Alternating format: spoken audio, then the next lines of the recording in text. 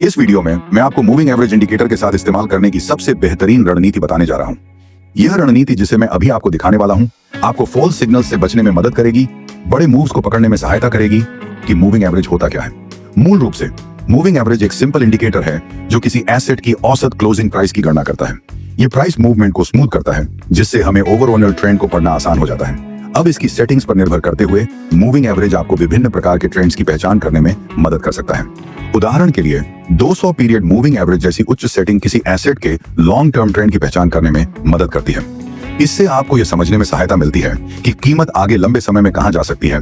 20 period moving average जैसी कम setting आपको short term trend दिखाती है, जिससे आपको यह पता चलता है कि कीमत निकट भविष्य में किस दिशा में जा सकती है। और 50 पीरियड जैसी मिड सेटिंग को आप मीडियम टर्म ट्रेंड को पहचानने के लिए उपयोग कर सकते हैं। इन्हें एडजस्ट करने के लिए बस इंडिकेटर की सेटिंग्स में जाएं और उस पीरियड को चुनें जिस ट्रेंड को आप विश्लेषण करना चाहते हैं। तो अब सवाल यह है कि मूविंग एवरेज का इस्तेमाल करके ट्रेंड्स को कैसे पहचानें।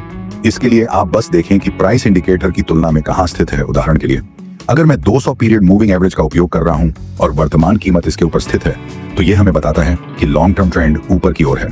और अगर कीमत 200 पीरियड मूविंग एवरेज के नीचे है, तो यह हमें बताता है कि लॉन्ग टर्म ट्रेंड नीचे की ओर है। आप इसी चार्ट पर एक छोटा मूविंग एवरेज जैसे 20 पीरियड भी लगा सकते हैं ताकि शॉर्ट टर्म ट्रेंड देख सकें। तो इस उदाहरण में भले ही कीमत 200 पीरियड से नीचे है, लेकिन फिलहाल 20 पीरियड से ऊपर है।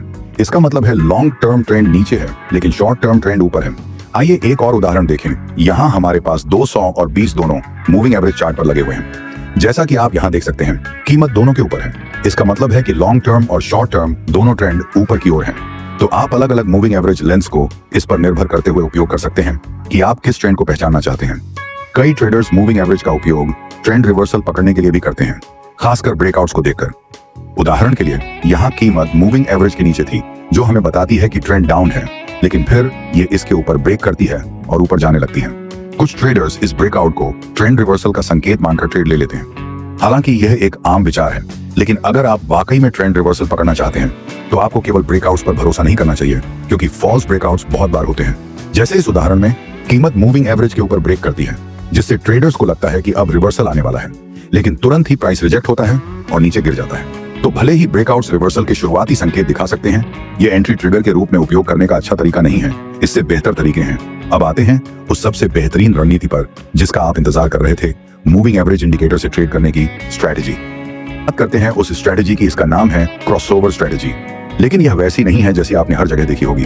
देखिए, आमतौर पर ट्रेडर्स क्या करते हैं, वे दो मूविंग एवरेज लगाते हैं, जैसे 20 पीरियड और 50 पीरियड। जब फास्ट मूविंग एवरेज स्लो वाले को ऊपर की ओर क्रॉस करता है, तो वे इसे खरीदने का सिग्नल मानते हैं, और अगर नीचे की ओर क्रॉस करे तो वे बेचने का सिग्नल मानते हैं। यह सुनने में भले ही आसान लगे, लेकिन रियल मार्केट कंडीशंस में ये सिग्नल्स सटीक नहीं होते और आप जल्दी पैसा गंवा सकते हैं।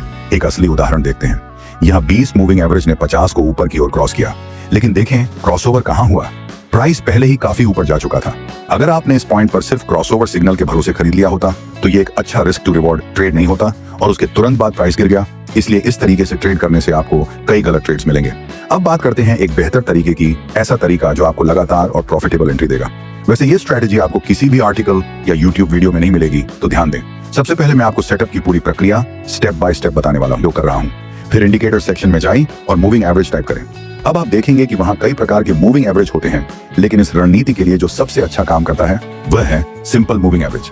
अब इसे 2 बार क्लिक करके चार्ट पर 2 बार लागू करें।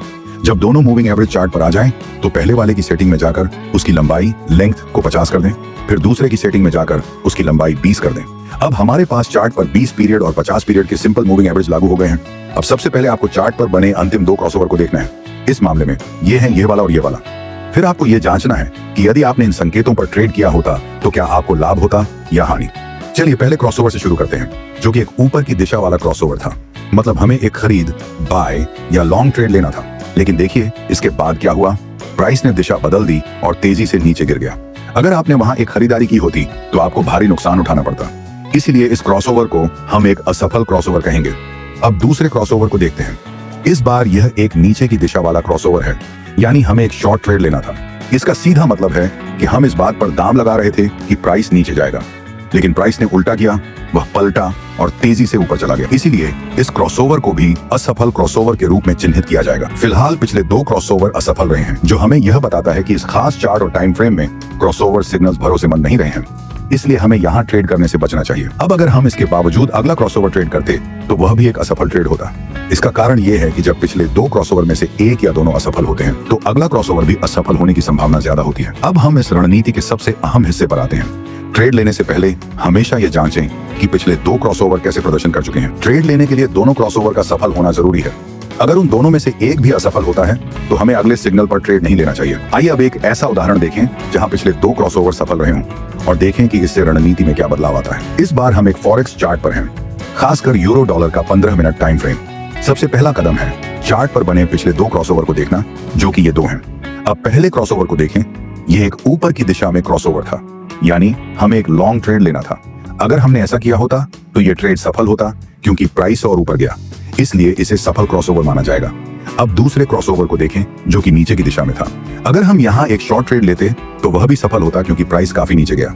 इसका मतलब है कि इस चार्ट और टाइम फ्रेम में क्रॉसओवर सिग्नल भरोसेमंद है, इसलिए हम अगले सिग्नल पर ट्रेड ले सकते हैं। और यहाँ हमें एक ऊपर की दिशा वाला क्रॉसओवर मिलता है, यानी हम एक लॉन्ग ट्रेड में प्रवेश करते हैं। अब सिर्फ एंट्री पॉइंट ही नहीं, बल्कि स्टॉप लॉस कहाँ रखें यह भी उतना ही महत्वपूर्ण है। हम स्टॉप लॉस को इतना पास नहीं रखना चाहते कि वह आसानी से हिट हो जाए, और ना ही इतना दूर कि हमें बड़ा नुकसान हो। स्टॉप लॉस लगाने का सबसे अच्छा तरीका है कि हमारे एंट्री प्राइस के पास का कोई सपोर्ट या रेजिस्टेंस लेवल खोजें। इस उदाहरण में यहाँ एक साफ रेजिस्टेंस लेवल है जो स्टॉप लॉस लगाने के लिए एक उचित स्थान बनता है। अब हमारे टारगेट प्रॉफिट की बात करें तो हम उसे स्टॉप लॉस के आकार से 2 गुना सेट कर सकते हैं, और जैसा कि आप देख सकते हैं प्राइस हमारे प्रॉफिट टारगेट तक पहुंच जाता है।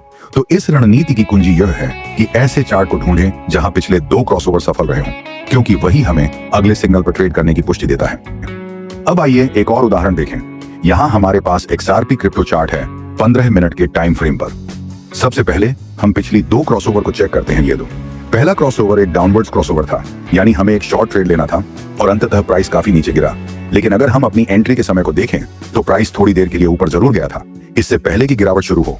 हालांकि उस दौरान प्राइस ने इस रेजिस्टेंस लेवल को पार नहीं किया, इसलिए भले ही प्राइस थोड़ी देर विपरीत दिशा में गया, लेकिन यह सेटअप को अमान्य करने के लिए पर्याप्त नहीं था, इसलिए हम इसे एक सफल क्रॉसओवर मान सकते हैं। अब दूसरे सिग्नल को देखें, यह एक ऊपर की दिशा वाला क्रॉसओवर था, तो हम एक लॉन्ग ट्रेड में प्रवेश करते और अंततः प्राइस ऊपर की ओर बढ़ा, इसलिए यह भी एक सफल क्रॉसओवर माना जाएगा। अब चूंकि पिछले दोनों क्रॉसओवर सफल रहे हैं, इसलिए हम अगले सिग्नल पर आत्मविश्वास के साथ ट्रेड कर सकते हैं। और ठीक यहाँ हमें एक डाउनवर्ड्स क्रॉसओवर मिलता है, तो हम एक शॉर्ट ट्रेड में प्रवेश करते हैं। स्टॉप लॉस को एक आदर्श स्तर पर रखें।